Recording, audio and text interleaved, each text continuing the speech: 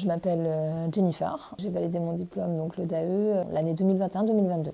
Je suis IDAB, je suis une personne qui sort en fait du monde professionnel. J'ai validé mon DAEU en 2015. Avant d'intégrer le DAE, j'ai exercé 11 ans en tant qu'assistante maternelle agréée à mon domicile. J'ai décidé de tenter l'expérience du DAE pour m'emmener un petit peu plus loin dans cette aventure aussi. Moi, j'ai arrêté l'école plutôt jeune pour partir sur un CAP en esthétique. Après un accident important me laissant la main gauche quand même immobilisée, je n'ai pas pu retravailler. Donc j'ai découvert par mon frère justement, qu'il l'a passé la même année que moi, qu'il y avait possibilité d'avoir une équivalence du baccalauréat si on voulait poursuivre des études supérieures. J'ai beaucoup appris sur moi, sur mes capacités aussi, à être en capacité d'intégrer de l'information. Je ne pensais pas au départ être capable de ça. Moi, je m'étais lancée dans cette aventure pour essayer d'avoir un niveau bac que je n'avais pas eu à l'époque. Je ne pensais pas que c'était possible, honnêtement, à mon âge, de pouvoir raccrocher ce diplôme-là. Donc ça m'a redonné confiance en moi. C'était vraiment génial. Génial, j'ai eu des professeurs vraiment incroyables et je suis encore vraiment très contente de cette année. Elle porte vraiment mes projets puisqu'elle est quand même le départ de tout. Reprendre le cursus des études après de longues années sans scolarité, pédagogie, sans repère en fait scolaire. Apprendre à vraiment réapprendre et à devenir une étudiante alors qu'on vient d'un monde plutôt professionnel et que les bases sont quand même plutôt scolaires mais pas très élevées et c'est vrai que ça a été un vrai défi. Le défi, c'était surtout d'avoir un niveau assez élevé pour pouvoir intégrer la licence de psychologie à l'Université de Bordeaux. C'était l'objectif principal. Sachant que les niveaux d'entrée étaient très exigeants, je m'étais quand même fixée d'avoir une mention très bien sur cette année de DAE.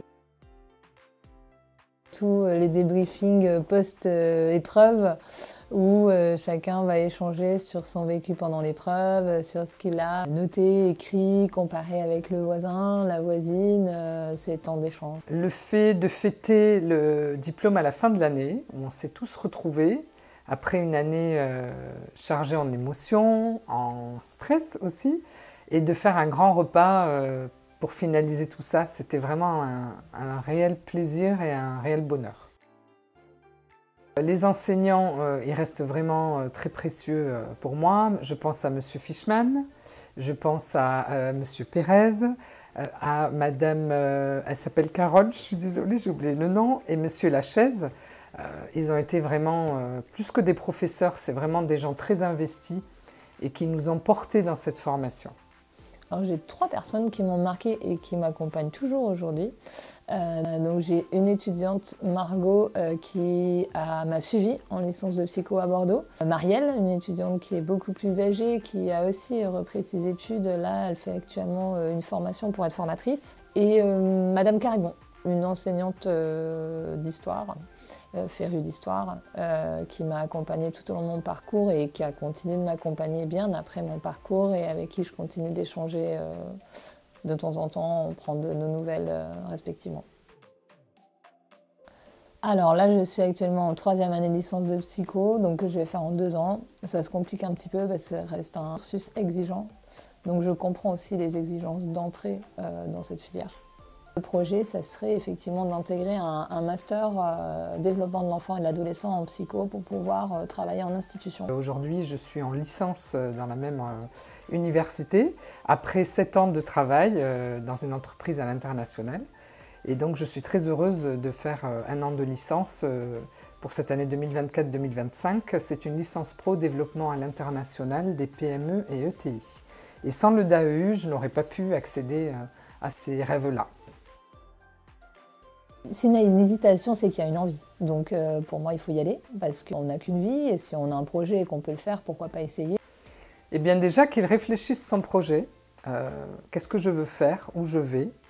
Est-ce que j'en ai besoin?